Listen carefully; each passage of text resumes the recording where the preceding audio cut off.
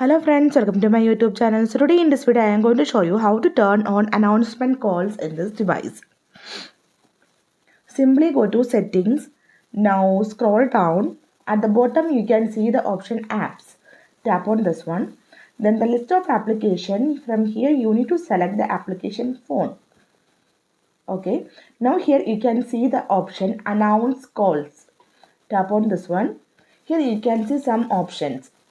Always, headphones and car, headphones only, never.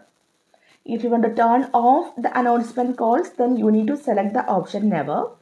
If you want to enable the announcement calls every time when you get a call, then you need to select the option always.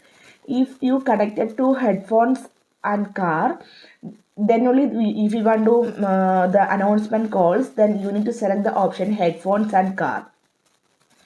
If you want to the announcement calls only if you're using the headphones, then you have to select the option headphones only.